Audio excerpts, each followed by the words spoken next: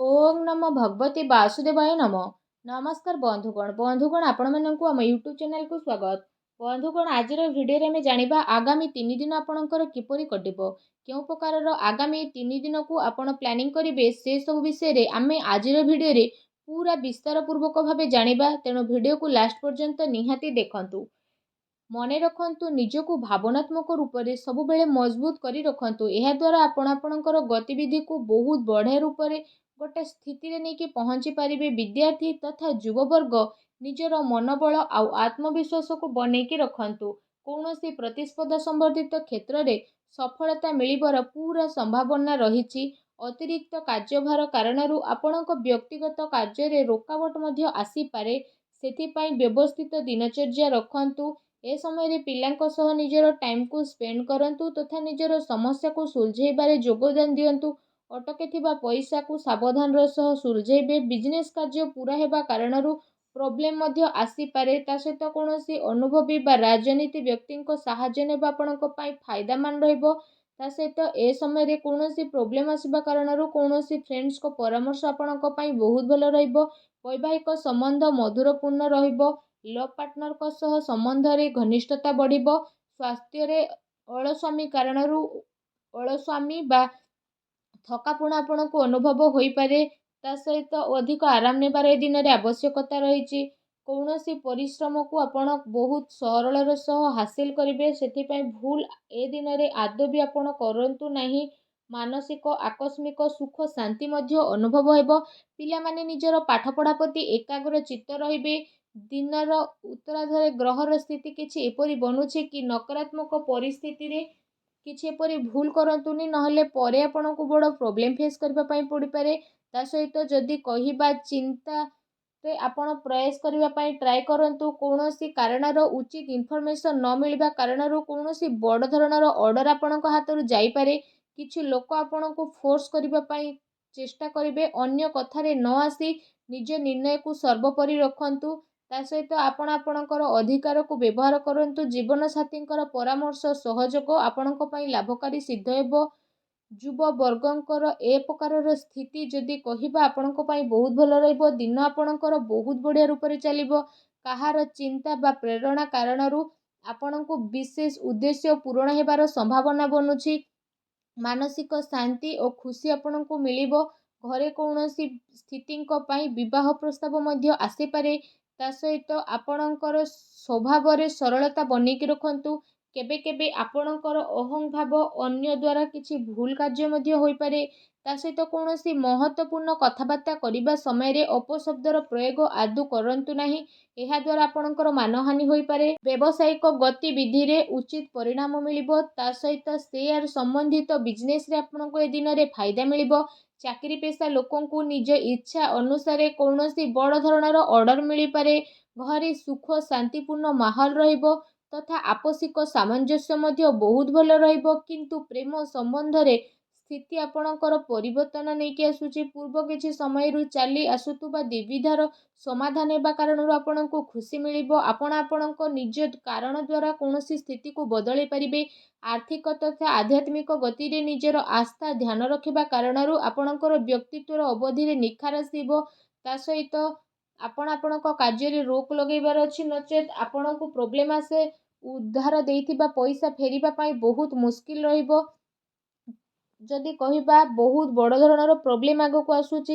युवा वर्ग निज कामयाबी पाइबा चक्कर रे कौनसी भूल धरणर जिनिस रे मुंड पसंतु नहीं। व्यावसायिक गतिविधि मन मुताबक हेबो। ता सहित जदि कहिबा कार्य प्रणाली रे परिवर्तन आसीबो। आत्मविश्वास बनेकी रखंतु। किछि लोक प्रतिस्पर्धा कारणरू आपणक पई मुश्किल आनी पारंती। सेथिपाई सचेतन रहिबार अति आवश्यकता रहिछि। पारिवारिक व्यवस्था बहुत बढ़िया रखिबा पई बाहर व्यक्तिंकर हस्तक्षेप परिवार रे आदौ भी करिबा पई दियंतु नाही। सुस्थ बनिबा पई आयुर्वेदिक जिनिसर अधिकरू अधिक आपण सेवन करंतु। ता सहित जदि कहिबा तो आपण निजर योग्यता उपरे विश्वास रखंतु तथा कौनसी भी सहायता उपरे विश्वास करंतु नाही। जदि विशेष भाव में कहिबा एहा द्वारा आपणको बहुत भल परिणाम प्राप्त हेबो। आपणकर भल परिणाम और दिनचर्या आपणको व्यक्तित्व रे आसीबो और परिवर्तन नेकी आसीबो। ଗ୍ରହଙ୍କର ସ୍ଥିତି କିଛି ଏପରି ରହିଛି ବିନା କାରଣରେ ଆପଣ ଟେନସନ୍ ବା ଚିନ୍ତାରେ ରହିବେ। ଏ ସମୟରେ କାହା ଉପରେ ଆଦୌ ବି ଭରସା କରିବା ଆପଣଙ୍କ ପାଇଁ ଠିକ୍ ହେବନି। ଅନ୍ୟର ପରାମର୍ଶ ଆପଣଙ୍କୁ ଭ୍ରମିତ କରିପାରେ। ଠିକ୍ ହେବ କି ନିଜକୁ ବେଷ୍ଟ ରଖିବା ପାଇଁ ଟ୍ରାଏ କରନ୍ତୁ। କୌଣସି ପ୍ରକାରର ବ୍ୟବସାୟିକ ନିର୍ଣ୍ଣୟ ନେବା ପୂର୍ବରୁ ସମୟ ଅନୁକୂଳ ରହିବ ନାହିଁ, ଆପଣଙ୍କୁ ଘାଟା ହୋଇପାରେ। ଏହା ସହିତ ସାଝେଦାରୀ ସମ୍ବନ୍ଧିତ ବ୍ୟବସାୟରେ ନିଜର ପାର୍ଟନରଙ୍କ ସହ ପାରଦର୍ଶିତା ରଖିବାର ଆବଶ୍ୟକତା ରହିଛି। ଏହାଦ୍ୱାରା ଆପୋଷିକ ସାମଞ୍ଜସ୍ୟରେ ସୁଧାର ଆସିବ। ତା ସହିତ ଆପଣ ସେସବୁ କାର୍ଯ୍ୟରେ ନିଜର କାମ କରିବା ଗତିକୁ ପରିବର୍ତ୍ତନ କରିବେ। ଅଧିକାରୀ ବର୍ଗ ବା ବରିଷ୍ଠ ସଦସ୍ୟଙ୍କର ଅନୁଭବ ଓ ମାର୍ଗଦର୍ଶନକୁ ଆପଣ ନିଜର ଜୀବନ ଶୈଳୀରେ ଆପଣେଇବା କାରଣରୁ କୌଣସି ସ୍ଥିତିରେ ଆପଣଙ୍କୁ ପରିବର୍ତ୍ତନ ଦେଖିବାକୁ ମିଳିବ। ତା ସହିତ ଆପଣ ଆପଣଙ୍କର କାର୍ଯ୍ୟ ଉପରେ ଧ୍ୟାନ ଦେବେ। ଆପଣଙ୍କର ବିଚାରଧାରାରେ ସକାରାତ୍ମକ ପରିବର୍ତ୍ତନ ଆସିବ। ଯୁବା ବର୍ଗ ବ୍ୟର୍ଥ ମଉଜ ମଜଲିସରେ ସମୟ ବ୍ୟତୀତ କରନ୍ତୁ ନାହିଁ। ଲାଭ ପାଇବା ପାଇଁ ଜୀବନରେ ପରିପକ୍ୱତା ପାଇବାର ଅତି ଆବଶ୍ୟକତା ରହିଛି। ଏହା ସହିତ ସନ୍ତାନଙ୍କର କୌଣସି ଗତିବିଧି ଆପଣଙ୍କର ସମ୍ମାନକୁ ଠେସ୍ ପହଞ୍ଚାଇପାରେ। ବିଜନେସରେ ପରିଶ୍ରମ ମୁତାବକ ଲାଭ ମିଳିବ। ତା ସହିତ ଇନକମ୍ ପୂର୍ବଠାରୁ ଅଧିକ ରହିବ। କିନ୍ତୁ କୌଣସି ବି ବ୍ୟବସାୟ ସମ୍ବନ୍ଧିତ ମହତ୍ତ୍ୱପୂର୍ଣ୍ଣ ନିର୍ଣ୍ଣୟ ନେବା ପୂର୍ବରୁ ଭାବି ଚିନ୍ତି କରିବାର ଅତି ଆବଶ୍ୟକତା ରହିଛି। ଚାକିରି ପେଶା ବ୍ୟକ୍ତିଙ୍କୁ ନିଜ କାମରେ ଅଧିକ ଧ୍ୟାନ ଦେବାର ଆବଶ୍ୟକତା ରହିଛି। ପତି ପତ୍ନୀ ସମ୍ବନ୍ଧକୁ ମଧୁର ବନେଇକି ରଖିବେ। ଆପୋଷିକ ତାଳମେଳ ରହିବା ବହୁତ ଭଲ ଆପଣଙ୍କ ପାଇଁ ରହିବ।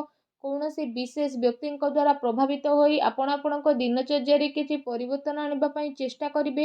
ତଥାପି କିଛି କାର୍ଯ୍ୟକୁ କରିବାରେ ଆପଣଙ୍କର ଧ୍ୟାନ ମଧ୍ୟ କେନ୍ଦ୍ରିତ ହେବ। ଆପଣ ଏମିତି କିଛି ନିର୍ଣ୍ଣୟ ନିଅନ୍ତୁନି ଯାହାଦ୍ୱାରା ସ୍ଥିତି ଆପଣଙ୍କ ପାଇଁ ପରିବର୍ତ୍ତନଶୀଳ ହେବ। କୌଣସି ସମ୍ବେଦନଶୀଳ ବ୍ୟକ୍ତିଙ୍କ ହସ୍ତକ୍ଷେପ କାରଣରୁ ଆପଣଙ୍କ କାର୍ଯ୍ୟରେ ବହୁତ ବାଧା ଆସିବ।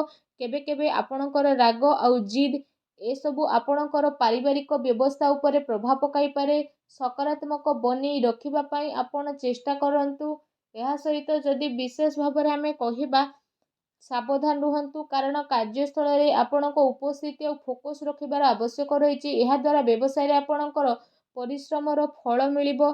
ଚାକିରି ପେଶା ବ୍ୟକ୍ତି ବିଶେଷଙ୍କୁ କାମର ଅଧିକତା ରହିବ। ଏହା ସହିତ ଯଦି କହିବା, ପାରିବାରିକ ସଦସ୍ୟଙ୍କର ବ୍ୟକ୍ତିଗତ ଦିନଚର୍ଯ୍ୟାରେ ରୋକଠୋକ କରନ୍ତୁ ନାହିଁ। ଅନ୍ୟ ଗତିବିଧି ସହିତ ନିଜର ସ୍ୱାସ୍ଥ୍ୟ ପ୍ରତି ମଧ୍ୟ ସଜାଗ ରଖନ୍ତୁ। ଦିନର ଆରମ୍ଭରୁ ହିଁ କୌଣସି ଶୁଭ ସମାଚାର ମିଳିବା କାରଣରୁ ଦିନ ସୁଖଦପୂର୍ଣ୍ଣ ରହିବ। କୌଣସି ଭଲ କାର୍ଯ୍ୟ ଆରମ୍ଭ କରିବା ଦ୍ୱାରା ଯଦି କହିବା, କାମ କାର୍ଯ୍ୟ ତଥା ପାରିବାରିକ ଜିମ୍ମେଦାରୀ ଭିତରେ ତାଳମେଳ ବନେଇକି ଆପଣ ରଖିବେ। ଏହା ସହିତ ଯଦି କହିବା, କିଛି ଜିନିଷ ବନେଇବାରେ ଆପଣ ସଫଳ ରହିବେ। ବ୍ୟବସାୟିକ ଗତିବିଧି କାରଣରୁ ଯଦି ଆପଣ ଯୋଗ୍ୟତା ଆଉ ପରିଶ୍ରମ ଦ୍ୱାରା ଆର୍ଥିକ ସ୍ଥିତିକୁ ବନେଇକି ରଖିବେ। ମାର୍କେଟିଂ ସମ୍ବନ୍ଧିତ ଗତିବିଧି ଉପରେ ଅଧିକ ଧ୍ୟାନ ଦେବାର ଆବଶ୍ୟକତା ରହିଛି। ଲାଭଦାୟକ ସ୍ଥିତି ବନିବ, ଯାହା ଭବିଷ୍ୟତରେ ଆପଣଙ୍କର କାମରେ ଆସିବ। ସେଥିପାଇଁ ଯଦି କହିବା, ଯେଉଁ କାମ ପାଇଁ ଆପଣ ପ୍ରୟାସ କରୁଥିଲେ ଏବେ ସେସବୁ ସମ୍ବନ୍ଧିତ ଖୁସି ଖବର ଆପଣଙ୍କୁ ମିଳିପାରେ। କିନ୍ତୁ ଅନ୍ୟ ଉପରେ ଆଶା ରଖିବା ଠାରୁ ଆପଣ ନିଜର ଯୋଗ୍ୟତା ଉପରେ ବିଶ୍ୱାସ ରଖିବାର ଅତି ଆବଶ୍ୟକତା ରହିଛି। ଏହାଦ୍ୱାରା ଆପଣଙ୍କର ମନୋବଳ ବଢ଼ିବ। ପ୍ରପର୍ଟି ସମ୍ବନ୍ଧିତ ମାମଲାରେ କୌଣସି ସମସ୍ୟା ଆପଣଙ୍କ ସାମ୍ନାରେ ଆସିପାରେ। କୌଣସି ପ୍ରକାରର ଉଧାର ସମ୍ବନ୍ଧିତ ନେଣଦେଣ ଏ ସମୟରେ କରନ୍ତୁ ନାହିଁ, କାରଣ ବଡ଼ ମୁସ୍କିଲ ହେବ।